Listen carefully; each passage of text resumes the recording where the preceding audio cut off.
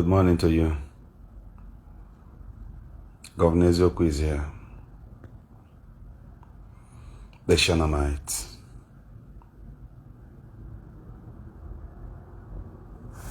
This morning, I have a lot to discuss with us here. But meanwhile, for me, I always respond or react according to the questions people ask me daily. So, that is why I'm here. Sorry. Just give me some minutes while I get to you here. My name is Governor Ezeaku, son of the great Shanamite. It is a privilege to have you here this morning. And I really appreciate the time you spent listening to me, the moment to share reality with you. That's one of the best gifts you've given to me. Yesterday, I was in Ladipo, and I was hearing a lot of people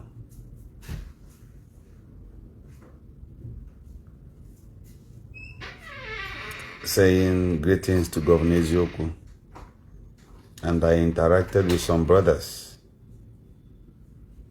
But this morning I feel like talking to you. Don't get weak.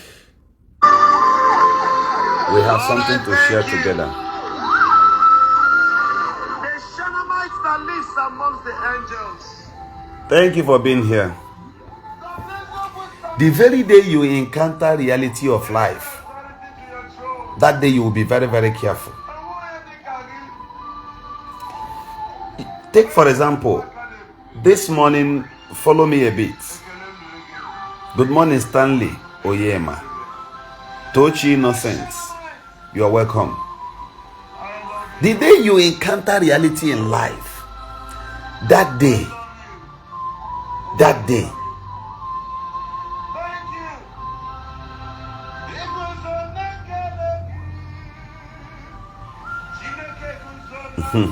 Thank you. Kashmir, don't worry. Kashmir, Somadina, this is a squad. Another man God will raise, just like Governor Ezeaku. I love your morale. I love your strength. I love your courage. This man, just check his comment. He just commented now, Kashmir, Somadina. He has been a strength. His cause, his encouragement, Governor Ezeaku move. Not be for money. And this man is always ready to follow us, to stand by us. Ndi Dibias mekwari ihe, ha gburu ya wayo. Ha gburu ya gwuo ya. At that point, ha no na-egwu ya wayo na anaghị ego. They were preparing his mind for this day. Now, viewers listening to me, Ebuka Ezuma, you're welcome. Governor Ezeaku loves you. Let me tell you this. The day you encounter reality, that day, your eyes of understanding will open. Somebody is busy somewhere giving you 21 days fasting and prayer. But he fails to tell you that the Bible says that above all miracles Jesus did in the Bible, at the book of Timothy, the Bible says, amongst all, it says, charity is the most powerful. Love is the most powerful. In John chapter 11 from verse 44, when Jesus got to the grave of Lazarus, you know what happened? He prayed. The Bible says that he had compassion over them. Every healing Jesus did came at the verge of sympathy. He was touched. No miracle was done at the point of money. No one, go and check. Jesus did not tell anybody to sow seed. Then your forefathers, who has the institution of culture and tradition, they did not use that thing to collect money from anybody. They did not encourage fraud.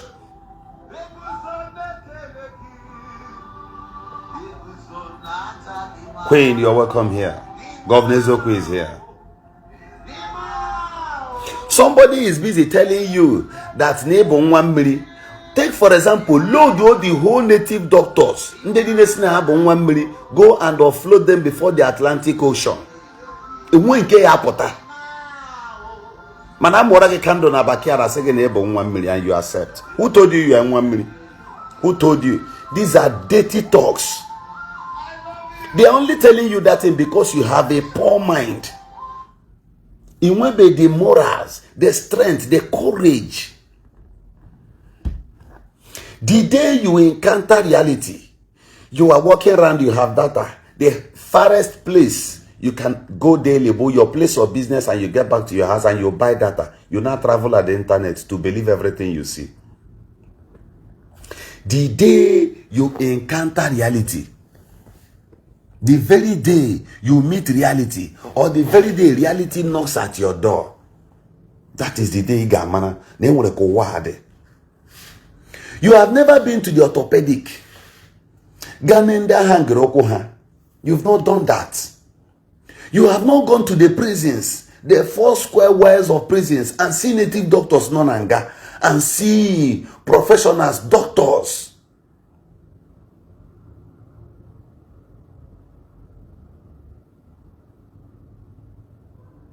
Okay, Queen Zion said that Ife Dinani said that her bill for Oromili is 250k. So somebody will count 250,000 naira. Ganye a retired akola. Somebody who has no job, somebody who has no occupation, somebody who has never worked anywhere or run any business for the very first time. You go and give this person 250,000. To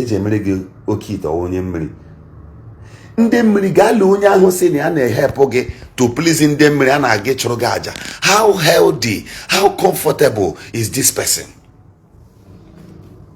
The moment you leave his presence and go, dropping 250,000 naira, the next minute, he or she starts buying sand, 1 or 2 trips of sand. Obido Zoa cement. While again one, the year is coming to an end. All the okay things you did, where are the results? The whole aja, the whole sacrifice you made, where are the results? Why are they not turning up? Why is it that the native doctor is still better than you? When I listen to some of our people, I just laugh.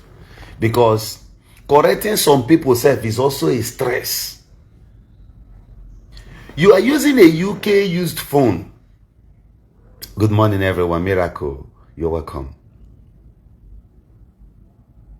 Engineer Okadanel, you're welcome. You are using a UK used phone produced by the white man. Ijiana type with the data, even to go and mold brain how to disfigure network and start using something else. Gonna provide reggae service that the people may buy the data lesser, or you create your own social network. It's so difficult for you. You only bought a recharge card and subscribed your phone with a UK used phone. Internet. No nurture is destroying your culture. Your culture is not producing a handset. Our culture is an inheritance. We respect that very, very much. But have we been able to refurbish something good out of it? The palm wine, we cannot still cook it to go and compete with Coca-Cola. Even when thousands of our people abroad are still looking for original palm wine. All we did was, we came back here to fake the palm wine with saccharin. Darala. Mr. Paul, you're welcome. We have not been able to do one thing like that. So you want the white man to leave? Oh, this is very, very good. I love that. I want them to live that we may be able to manage our economy and manage our nation very, very well.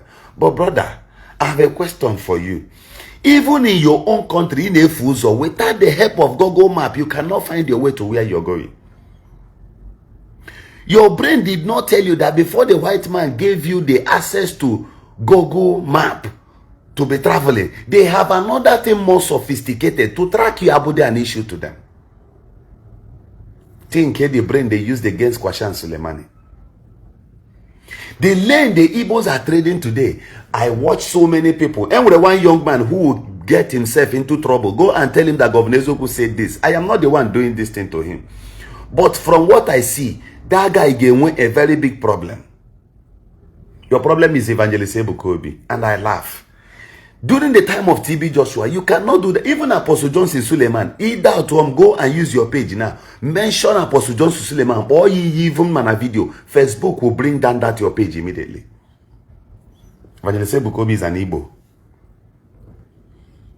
whose church is speedily taking over Lagos. And they go and check 60% in the Ejimigbo Asonka, ndị ọ na-enye ego, ndị ọ na-enye eme empower dia bụ ndị Igbo. 99% of ndị na fight ya bụ ndị Igbo. Before you go and ese ka ị ga takulubo onye nke adị topio, mmadụ ole ka inyegoro visa na your own village. Then ọrụ mmiri ahụ ịrụrụ, Obo, did any of these people send you?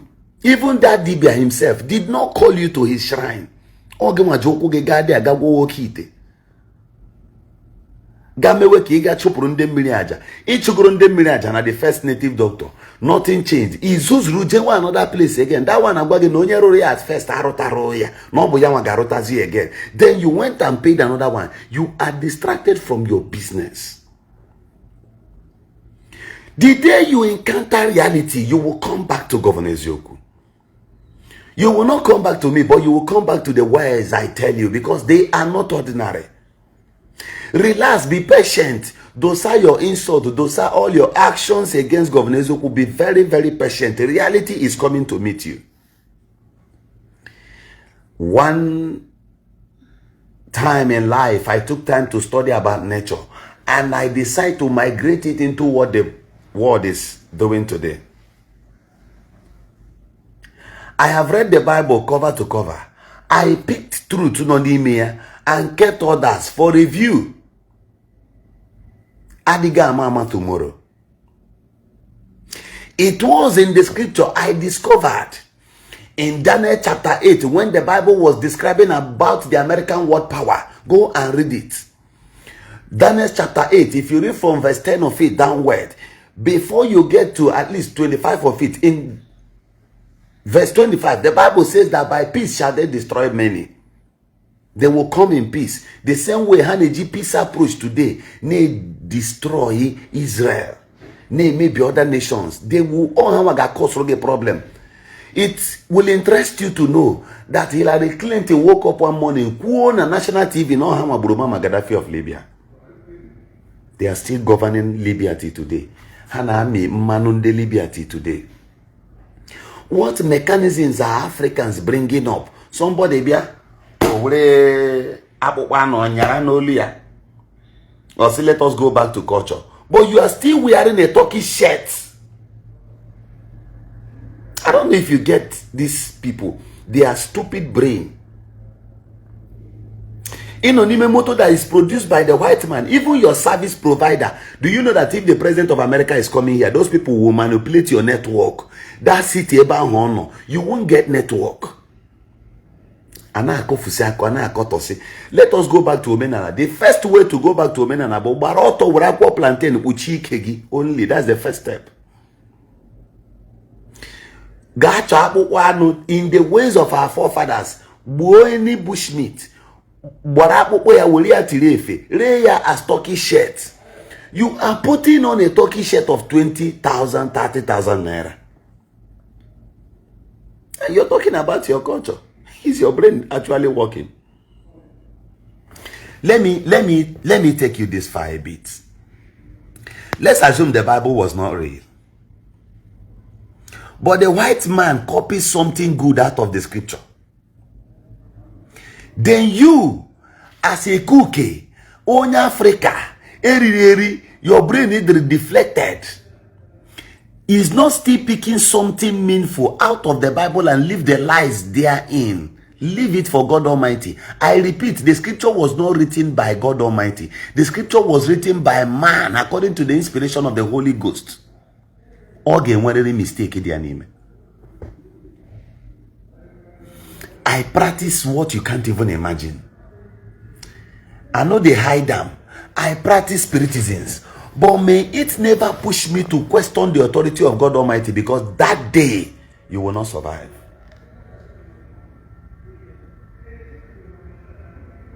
You will never survive. The day, if you are out of sense, jargon, experience in the realm of the spirit, or what to even 1 kg. Are the 77 principles or the apotalidia or maroya or now out of point. Now the scripture made an inscription about Jonah. How Jonah, I am saying this because I forgot maybe one man in the video now out of Ndi. You see why many of you at 30 something you will go gray hair due to you are not in a age of man. Your brain cells are there.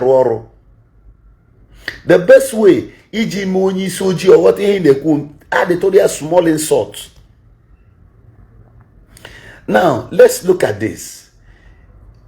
The white man read the story. Neomweka azu while see no matter. Oburia ga for days. Gather up oye bochoro. Ebe chineke choro konono. The white man did not argue. The white man copied well and produced submarine. What? And produced submarine to reveal unto man that there is possibilities of these things being reality. You believe the story about the submarine, but you don't believe the supremacy of God Almighty, who has power, who created every being in the ocean and sea. You don't believe.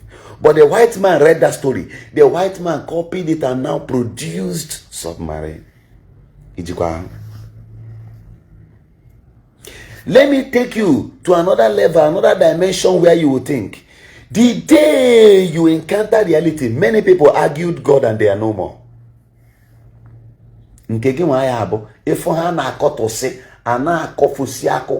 Some of them are out of point.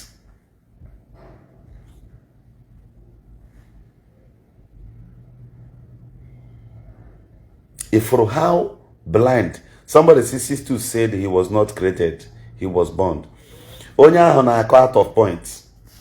Let me tell you, the very day if for the first wall of prisons, more taking one time will see him for young way potter. How way potter send evangelist Ebuko be kidnapped or ya. What? He get defend the leader in the law court? No. Do you have any proof to this? No. And Ebuko might not do you something, but mind you, no one billionaires around there. How about Chile, Nigerians say video yowa, Kowinyo, yowa. I believe the Seraphic team will deal with this guy. That's when I look at some of that video, I saw it, I didn't say anything. Because I know professionals get their wetaria mechanisms. Tomorrow, at the verge of looking for popularity, fame on the internet. Be careful. Ebukobi buru one lady like that. I have heard of these things. Ebukobi a measure no corner on scale. Ebukobi any did make anything. Those around him make wa. I know the at the end he gave me chana a yoba. Ogeji reality hit yegi. They will hit you with reality. Apotagi na court. Everybody make avoid. Ine bene bepotanya miriakwa. Atoginga. Mugana false information. Ono na galivate up and down. Before mega accuse, no onye na-ere pass, onye na-egbu mmadụ. Ejidego me substantial evidence ebe ị na-agba video severally na-ebu ozu mmadụ na-eje na shrine. You did not report to the police. In the law court, I will win you. I will win you. Ige jenga. Some good people, good heads, they are the wrong. The next day, if only the governor could be your problem. I look at you and laugh because any dimikoku. Small millions. So before you accuse truth, the question, go and check. Allow your brain to travel. Don't say, as I am now, camera is facing me, right? I am talking. Then if there's anybody at the gate to pick me up, do I know? If there's anybody planning evil at the gate to eliminate me, do I know? The answer is no. No matter how powerful you are, power belongs to God.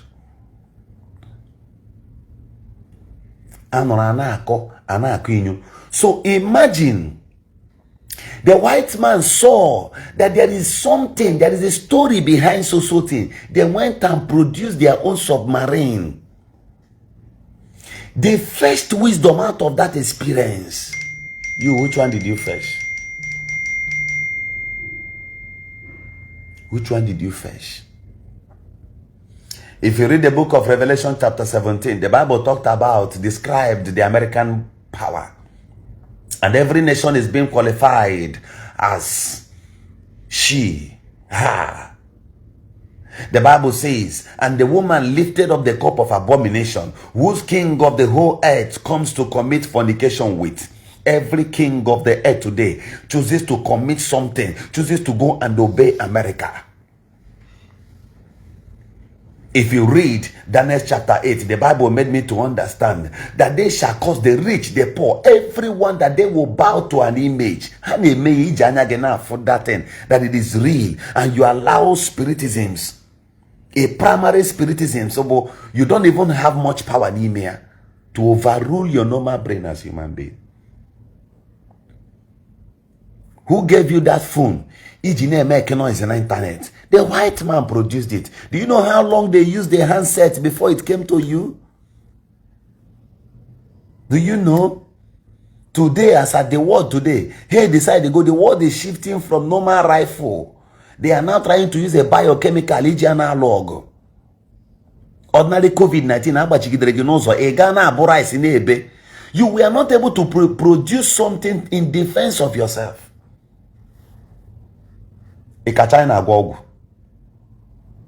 Ndi agwa. But they respect reality. If that your day, she is real. America, do you know how much ego American defense budget a year? America defense budget a year, only the United States, their defense, their military budget per year, but the whole African economy, the whole African budget for 5 years. 5 years. So Obromode Shigi the real. Obromode Shigi is a way of life. America the ready be here. Jideche everybody nine gawuru no and export them to America. Jiha produce be something to govern the whole world. In what sense? In what common sense? Moto inonimi na-agba video na-agwa America na-agwa ụwa. Say go back to Omenala. Moto inonimi na-agba was produced by Onyocha. Even as I speak to you now, Ginwa bu onye Igbo anye nweho camel. Iye jidi ije. Ịnyịnya nke gboo, ịnyịnya ndị Igbo. Ịnyịnya ndị Igbo adị acha white. Ọ dị ka efi Igbo. Efi ndị Igbo na-acha black. Ana akpọ ya nama ị na-efu na efi nke ndị Igbo black in color, na de black ana akpọ ya efi. Ọlachago many of you ka ga-eje ifu ka ha na-akọ eri akọ nonsense. Omenala ka ị na-eme, omenala ahụ isi ị na-eme okoko John Jonki. Omenala ga ahụ ị na-eme kedu ka esi gakpụta nnama onye Awụsa were bịa mee Thanksgiving na shrine onye Igbo. Belgian whiskey. Kedu ka esi gale chicken, English fowl. There was betted by the white man. Onyo chaji incubator. Zopota an agric fowl. Hash yaya. Zomia Oto. They now gave you that experience. ABC Motia when they run their farm abroad. The machine is a hash, yeah, the hasher was produced by them. They exported it to you. They gave you. Sometimes the old ones can the latest hash and one in Nigeria. The latest hash is a hash bets and what you around you. The white man gave you this thing. Ijia produce Ijia hash ya chicken. Is Zuruzi agric fowl. Urezi abewazi na shrine. Iji be chola rusi omenala ge. If una brain igade me travel. Brain is just waiting that your shrine. That's why how any little chance they jump out on social media. Ekubeku, Omenala, all to one destination. How to extort money from you. I respect our culture, our heritage as a people. But all of them must come in full package. Why is it that the only Omenala you know today is Igbo? Omenala that talks about Akantu, Iri Ji, and Joko, they are nowhere again to be found. They are nowhere to be found. This is Governor Ezeaku the Shanamite. Let the eyes of your understanding open that you may reason far. So, Unadia Koziji, Omenala Ndi Igbo na Koji Koputaji, Echie Mathias Ezeaku is no longer in town. The only Omenala single-handedly standing now, Bozi, Ego Calabash.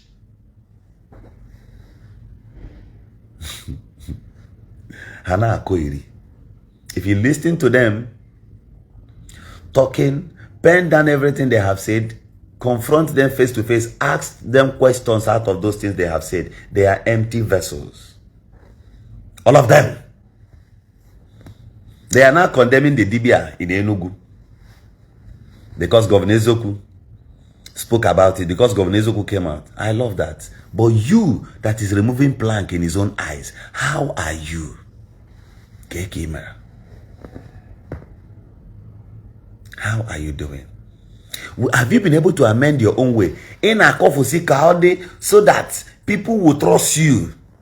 One Dibias said to me, na governor, you got to check ya na Facebook, me free fem name, ne kugo moku basalo that Dibias.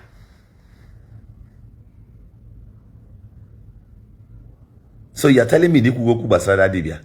I want to hear you come and tell me, na le mma do 50 year, ni rola horo, ima ni ha bo fuck up, ima ni ha ya walk, iri ha wayo, that you have refunded their money on camera. There I will post you. Any man, sometimes you hear me on the video, when people correct me, I will come there and comment and say, I'm very sorry. Any man who does not accept fault, who does not accept the truth when it's being dished out to him, man, that man, his end at Dagonso. Once pride fills your mind, you have no space again to learn, to accept the truth. So all the whole Omenala, Ndi asina habu eze wine ta. Let me ask you a question. Who made you eze wine? Who made you wine or eze na village? Is your village king wine? For example, in days of old, Otese Wezeji, Wokokuruji, we enough G, the same way it is written in the Bible, that the farmer who farmed, and by the end of that season, his farm yielded enough results. This is the same way the Igbos farm. Omuwanyi newe, yana po wanyi ede. Haga kogide ede, then ede ndi nereri, go to the market na kesotia. Ede this is scarce. Me ede need this is scarce.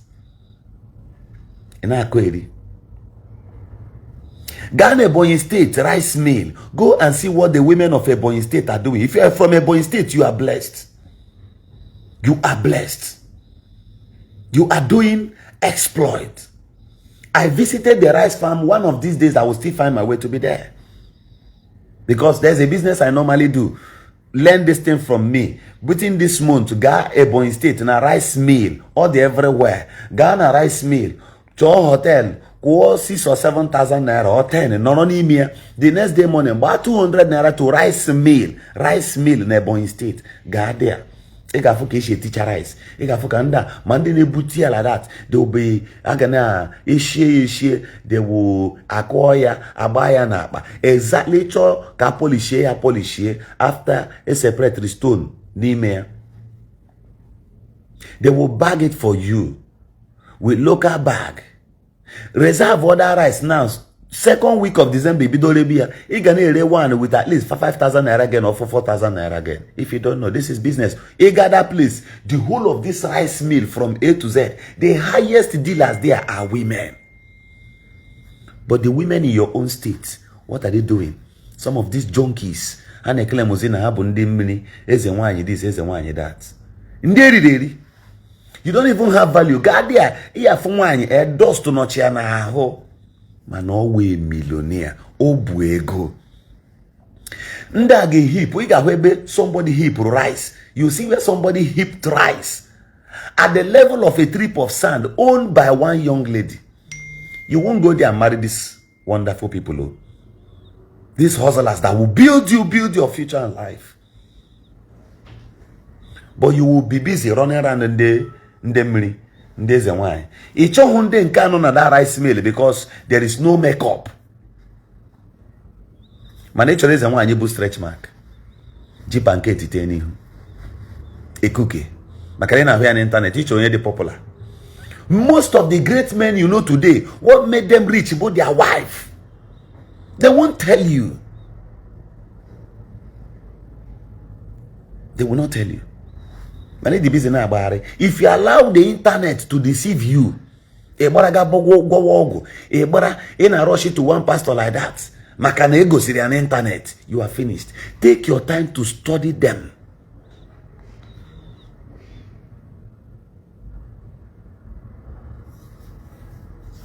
The Ebonyi people are doing exploit. Those days, ono na chinde Ebonyi state ochi, ono na munde Ebonyi state amo. You laugh at them, you mock at them. Some states, I do see at the internet, and I go here, and I go for Ndi Ebonyi State, Obono and Ezoshi here. Who told you? Go to Ebonyi State and see. The rice they produce in Igbo in no other state so far. Including the South. Ghana rice mill, Ebonyi State, go and see for yourself. Igbo. Enako Iri. Small time, legi na shrine. Omenala, the Ebonyi State people now rice today, they are practicing true culture. Even in Bobble, you were eating local rice. Manager there at that time.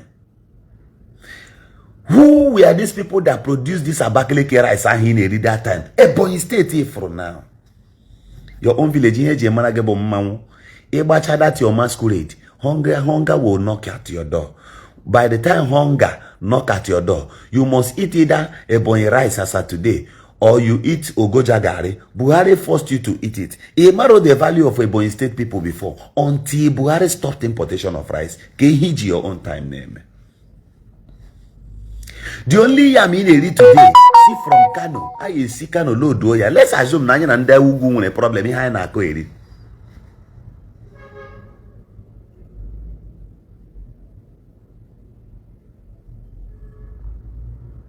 Let's assume we have problem today with the Northerners, and they decide never to export even one cow. That time you will know how empty your land is. That time you will know that reality has knocked your door. Even the native doctors, they keep begging.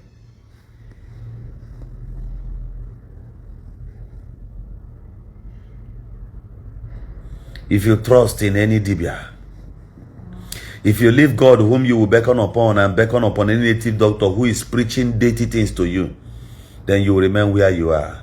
Then wisdom will stay away from you. Knowledge will run away from you. The reason why I am still alive till today, till tomorrow, is because the things I am telling you, they are words of truth and words of the spirit. They were belt and beckoned in me. If I wake up in the morning, I did not tell you these things that is being put up upon me, then I will fall sick.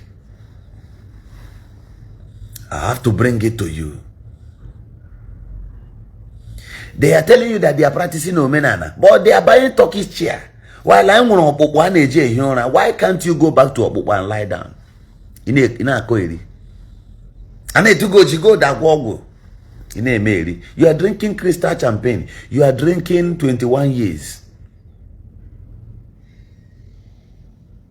You are drinking black orange.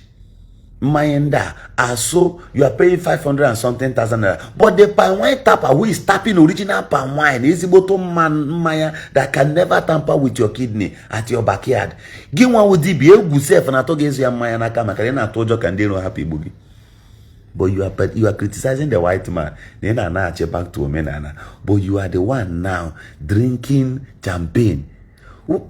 See, do you see how patriotic Iberi Begide?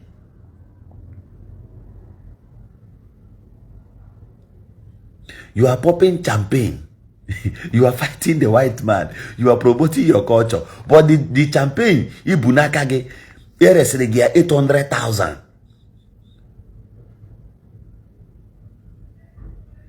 You see, you see,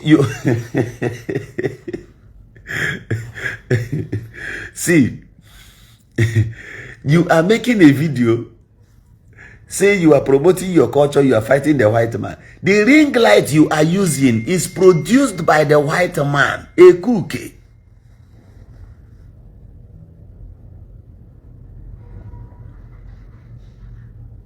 When I look at them, I see no sense in them.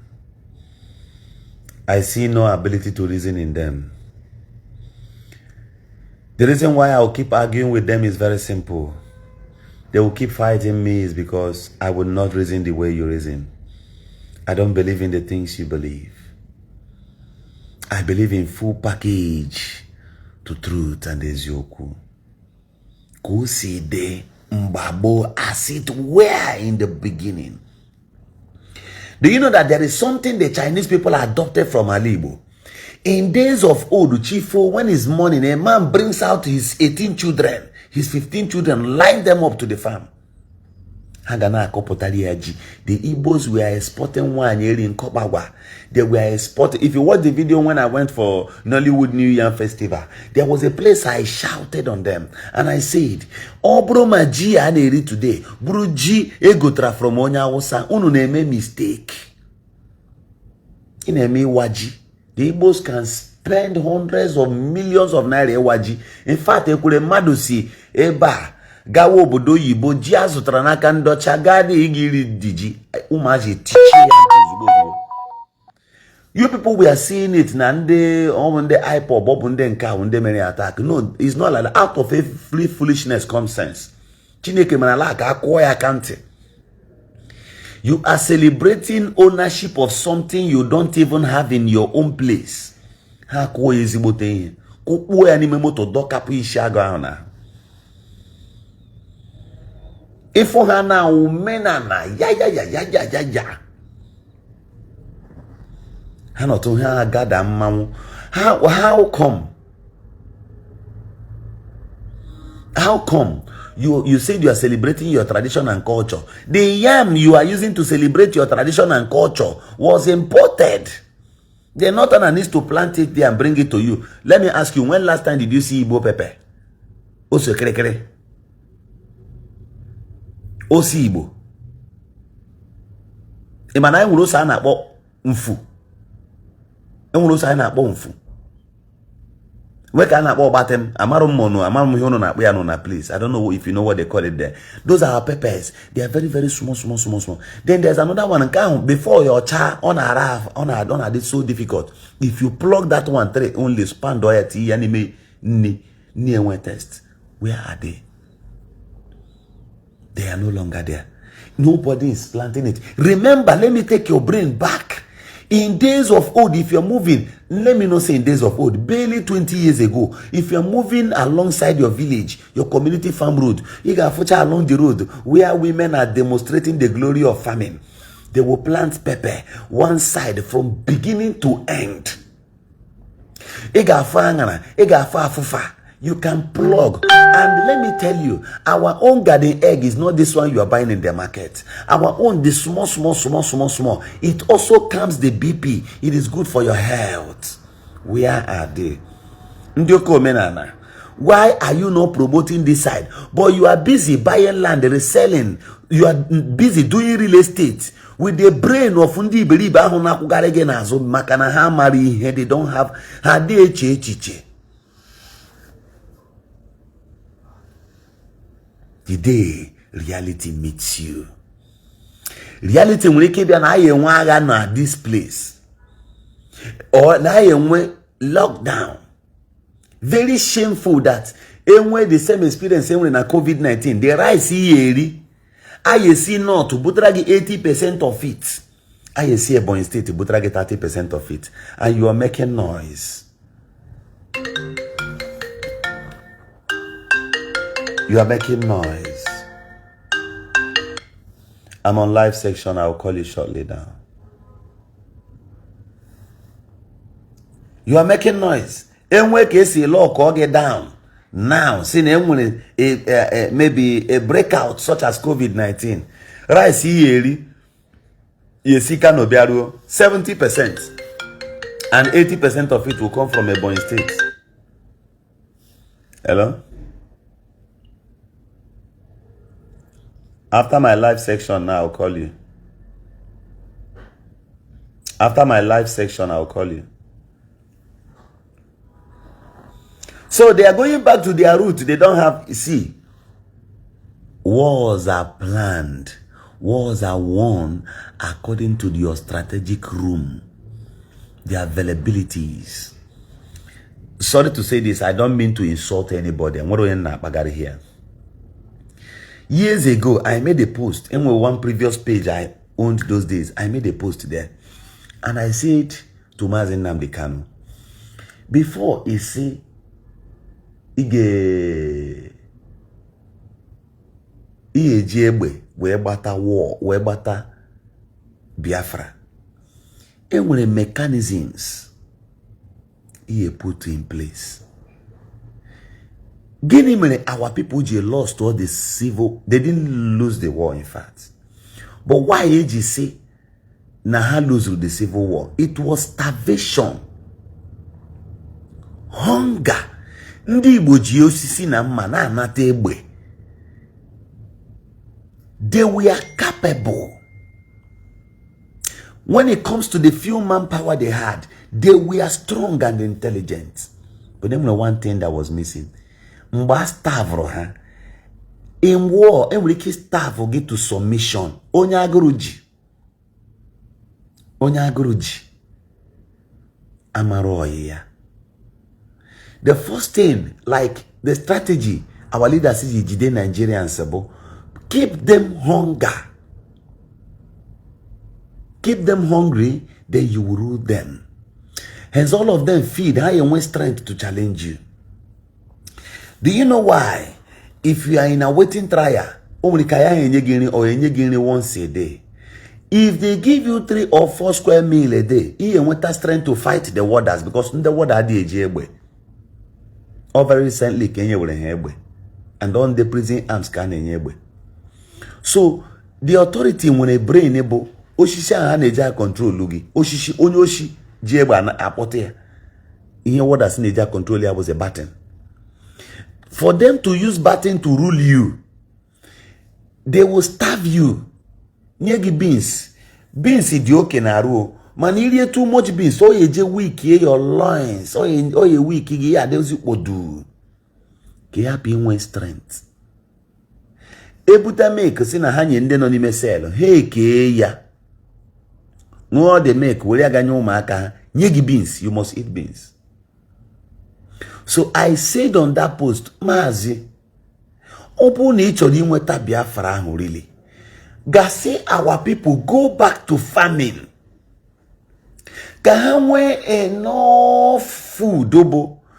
Despite na enwere ogo a na-alụ ma ọ bụ na enwere kunu si ebu n'egbe na-achọ no Biafra. Ko that the world will still have need but your country bia zuo ni lawanyekwa gị ego iwerezi ego ahụ zuo egbe.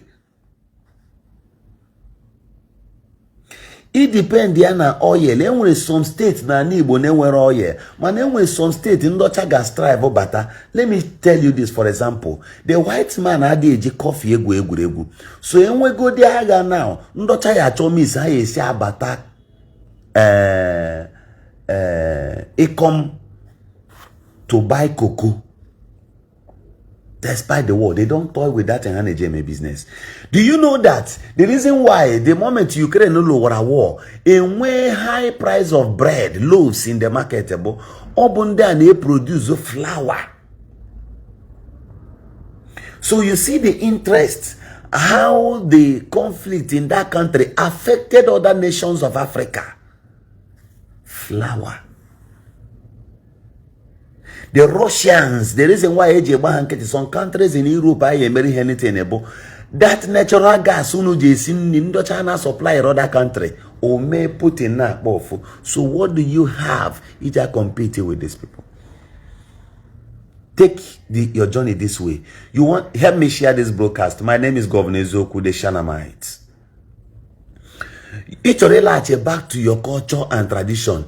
If it's here only shrine, ebi esi we guta wayo, ebi ere calabash. All of you, bondara, full-blooded mad people. Gini mere, if you to be a blogger na Igbo eji camera ya, in with 300,000 followers, in with 1 million followers.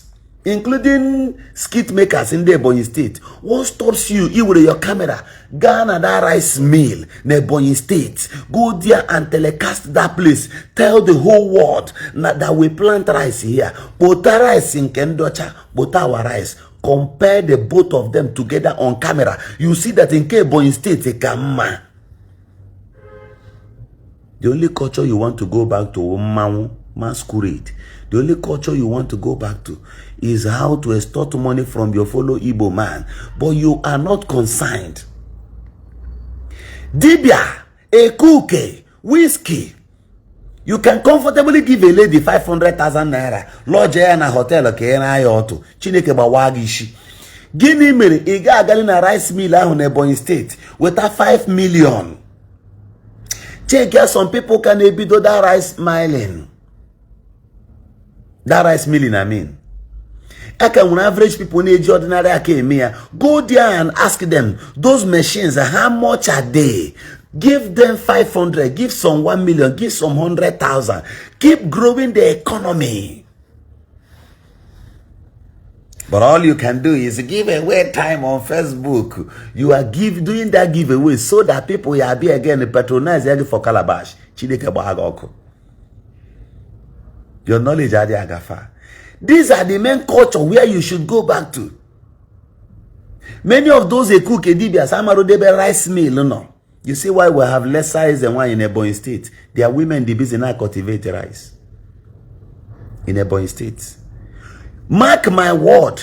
If Ebonyi State continues like this, in the nearest future, how you not target that your money. How would they collect it from you? When you are buying a bag of rice, 55,000 naira, 50,000 naira. Who are those selling that rice for you? In the Ebonyi State. I saw where the other Eku Dibias was showcasing 2 bags of rice. Now I may give away. Rice. You are celebrating a bag of rice. What about those people who are cultivating it? What about those people who own the rice mill itself? Rice mill, I'm telling you, occupies more than 200 plus of land in Ebonyi State. Rice mill, go and verify. The boy no here, bear me witness. One of it. They can millions in a month. In a month, they can business. The great people of Ebonyi State in the media will never know your place. You may say no, when I change a market in the Imo State and I have a laba market in Wenka. Ashi, what you are selling there, what product is from abroad, and we sold it to your people. That is not speedily economic growth. What I'm talking about, but these people now rice on their own. Bopotia milu ya resigia 50,000.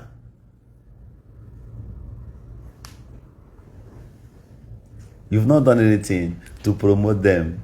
You've not been there.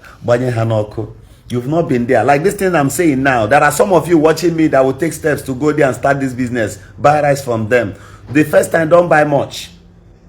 First time, don't buy much. Chop water where you can buy it. In fact, let me open your eyes of understanding. Some of them they wait here like that, unmilled, uncooked, unseparated. You can buy from them, pay the machines to mill it for you. They mill it, you buy bag there. One empty bag should be 500 or 700 naira now. You bag anemia, no police will stop you on the way. It is local rice. Manipo put that rice in Akagota. Nde ke mili rofuma polish ye. Iga na polish ya. Te set your bread na not oil. Or na chaka foreign. Ipo putia. The foreign rice akaro yamma. Mathias has not visited there. Your Dibias, they have not visited their Ghanaian haka. Except as I am talking now. Maybe after now they will start going there. Have you seen a Bakleke yam? Manile ina Dibias go jinde Yoruba koro. Promote culture. That is why your ancestors, Yakubu, many of you, many of you, nature will be provoked against you. You only go to stream, go to the Atlantic Ocean, go to Bonnet High Sea, Kelu Baga at the middle of it, separate yourself from Iberiberism according to Owele Rocha Sokorocha, and go to reality. Forget these people. When you hear Yemelegi, the worst mistake so far you can ever make is to give your money to any native doctor. Don't try it. But you can go to your village king, I tell you. Bring yourself closer to your village king. Tell him to pray for you. Buy things and give to your traditional rulers. Encourage them to promote what is right. Encourage your traditional rulers. Encourage your elders. Let them pray for you. Tell them. In fact, it is better than when a pastor will go 25 liters of olive oil in Ishi. Go to them, tell them to pray for you. Have you tried buying things for widows and kneel down in the silent, tell them to pray for you? The cry of those people touches heaven and nature. You don't do that. But I hear my own on Facebook, you know, very many of them, I laugh at them because Amamihe is still far from them. If I want to blog everything I see every day, if I tell you numbers of videos that comes into my phone, that I can blog at the end of the month, I collect very big money. But there is no need for that. Because don't blog everything you see because you want to make money. Then you are deceiving the next generation. When your children grows up tomorrow and picture into what you have done. Even Niligi, some of your children got away in your grave, they will get angry at you. Their father was a very foolish person. My name is Governor Ezeaku.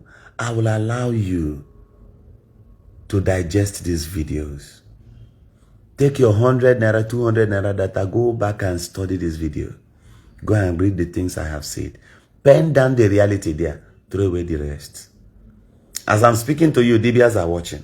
Many of them, their conscience are touched. Many of them equally learn from here. To the good, the bad, the ugly I have ever done or said. Pick a point from it. Move on. Use it to help. You said you are helping the Igbos. They helping a help only Igbo.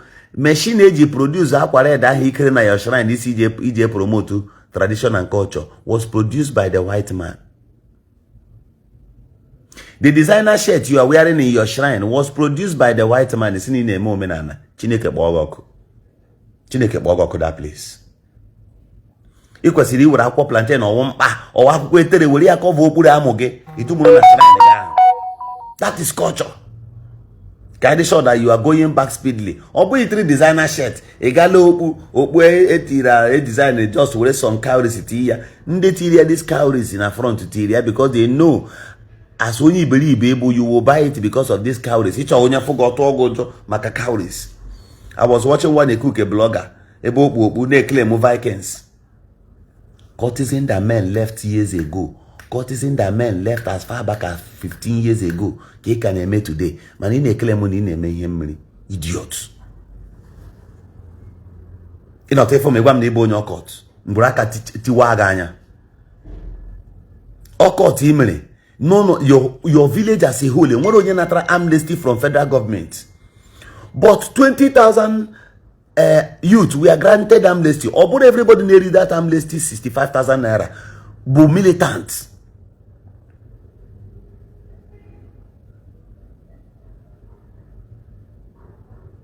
Or all. Some of these militants in the village, not 100 names. After 20,000 now, President Goodluck Jonathan came and granted additional 9,000. These people they really from federal government. And with some people who were 10 names, so how they read the money from courtesan. Man, again, I have pro dreadlock now. Oh my God, you be Igbo a courtist, Nanambra, Nimo, neighboring state. Why South people? That Bible, some few individuals from Imo, Natara amnesty. That money now sustaining her today. Give one on your own bushy village in a make courtesan. Chineke Bogoko that place. In a maro. That the arrow in Moro Yamagani in a me anime your own bushy village. Courtesan men left as far back as 15-20 years ago. Mecha national #1 man. The Forest Iceland. And on your own village in Akoiri. Ubu Akono de make courtesan. Ndara. Courtesan eme begi. Courtesan eri be Ishi. Dibia, Igbo onye court.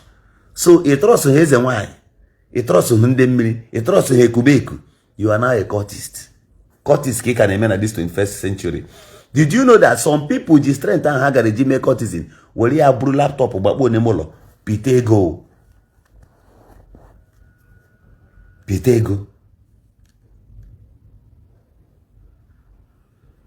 Your own today, bo, iji name foolishness. Ganata bike, a ganata machine, nata phone, anata.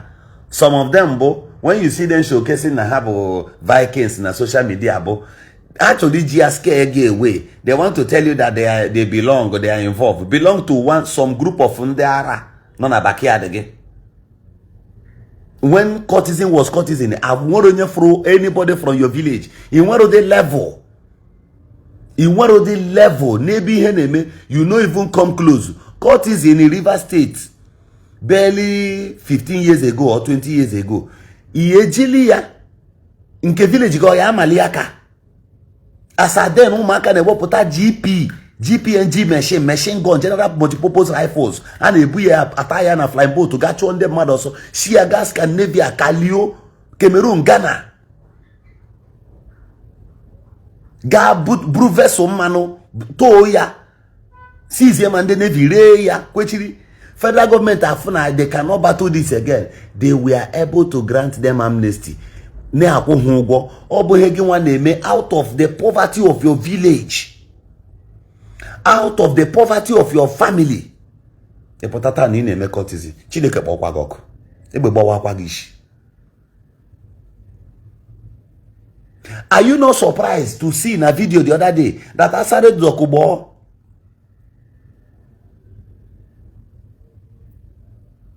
paid Ateketon visit in his palace, King Ateketon, Dominic the Pope?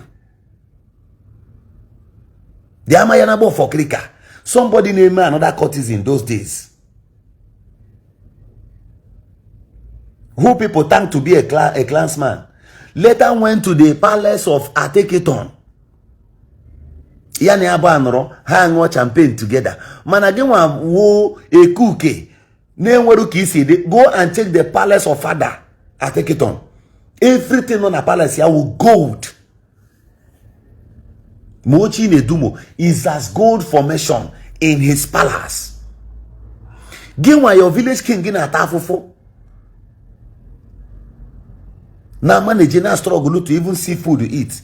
Gima bonye na machagare na claim music courtesan. If onye aye, iga plan about tunu geshime ya ihe. If onye greenish, chowo ti geshime ya ihe. Why the men boss is Iri Ji and Buego Boba? Do you know how many billions these guys worth? They had peace. Ndi Igbo manani. Wake up, wake up. Let your brain work. This is my message to you this morning. My name is Mr. Governor Ezeaku.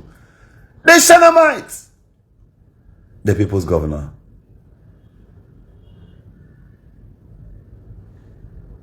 Okay? Wake up to reality. I leave you here that you may think. I love you, that's why I always come here to address you. Don't believe in selfishness. On the day you realize, now you believe it. I think we need to leave here now, right? Guys, when they're not gone, when they're not amongst you. So I've kept you here for too long. Sorry, somebody may say my videos are too long. But I'm telling you, when it's time for me to teach sense and reality, we don't get tired. We do it with all sense of humility. We do it without fear, no going back. Okay? So, you see, if you study these people closely, you see that they live at the capital of selfishness. That's where they live. And that's why they will never get sense. They will never get. Go and check it right. My concern is, don't follow them. Don't follow them. In the days of accountability, be careful. Reality hit any of them, bam. The day your kidney have a problem, the day you have sugar problem, the day motor ya jam oge. Yeah, no man. As big as that your shrine, caterpillar be on that place, or you 10 minutes. U scrape wire, go kwa latineshi everything. For this experiment, burugi, buruda your shrine na, ga look where any Mediterranean Sea. Man, listen in efe mame water, in efe is wine. I swear to God Almighty, iya 10 minutes, you draw in memory. In one day. So why are you making noise? Consider chagodi these things I am telling you. Don't ever in this life let nothing push you. It's saying I get Omenala Igbo. Omenala Igbo. Go and check in na to NTI TV. Go and check him. Check here that man. I've been to his place in Asaba. The man yapo okuko like this. Why yapo okuko? Birds will come. Oh yeah, ewu abia. Oh, this man, one of the richest bloggers. Sorry for saying this. On social media. Bobble for one glass one papa's cap. All the lands around his surroundings also go all. Okoji, Okoka, Oko. Every John in his palace there. Would you go na his farm? Every Oka, Boko water na his farm. That man has maintained that standard. You won't see him on the social media. Yeah, when they not practice Omenala, real tradition. His parable alone. Not too kana boy. Oburu Dibia de agwogu. But even Dibia fe ebuga to Dibia. True tradition. Thank you. I'll see you some other time. My name is Governor Ezeaku, the people's governor. The Shanamites. Thank you.